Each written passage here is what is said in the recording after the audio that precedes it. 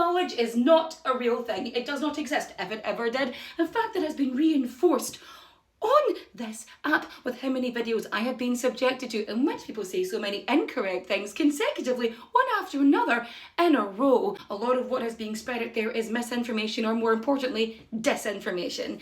And hi, I'm Katie, your friendly neighbourhood social scientist and host of the History Podcast, Who Did What Now? And I'm here to bring us back to basics, the building blocks of information, and we're going to talk about world wars to start with. Now, I don't usually talk about World War history because typically the people that are interested in World War history care more about the function of the guns than they do about the people who were involved, and that's just not my jam or my scone. Now, it's hot today and I was cleaning, so if you don't like my lemons, you can suck on it, and I hope it leaves a bit of taste in your mouth.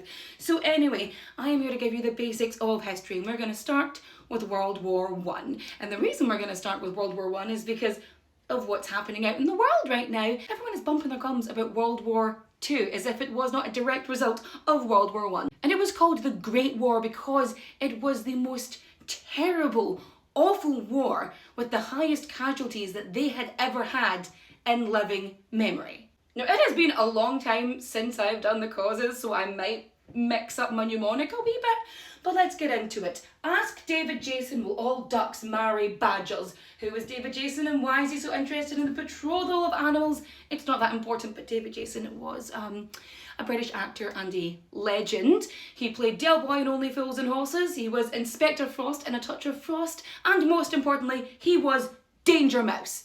Anyhow, ask the assassination of Archduke Franz Ferdinand, which people always put at the beginning and act like it was the root cause of the war, when really it was the spark that ignited the war. David, domestic policies.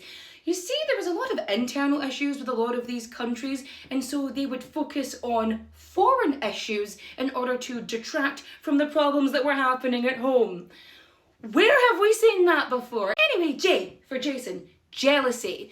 There was a lot of rivalry between many of the empires at the time. So you had Germany, France, England, all trying to build their empires, trying to colonise out into the world. It's basically a game of one-upmanship. Bitter rivalries ensued, and so they were always sort of waiting for each other to go. W, Wilhelm. Kaiser Wilhelm II, to be more accurate. He was, by all accounts, a terrible ruler. So he straight up sacks Otto von Bismarck, the best political advisor that he could possibly have had, in order to start a two-pronged war, which was the very thing he warned about. A, all alliances.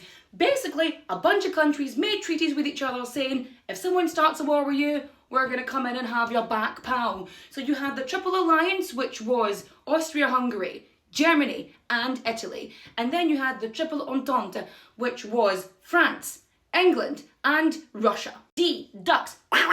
The decline of the Ottoman Empire, which creates this power vacuum in the Balkans. And so you've got Serbia, Bulgaria, Greece trying to gain territory. And then you've got Austria-Hungary and Russia trying to expand their influence over the region. M, marry. The rise of militarism, the belief that war was not only inevitable, but was desirable. I don't speak Latin, but isn't it? It's something like dulce et decorum est pro patria more, which is the saying, it is sweet and honourable to die for one's country.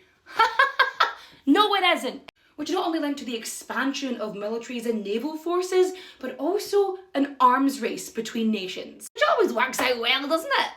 And finally, B, Badger's blank check. Germany wrote a blank check to its ally, Austria-Hungary, pledging support, unconditional support, for any actions that they were going to take as a result of the assassination of Archduke Franz Ferdinand in Sarajevo.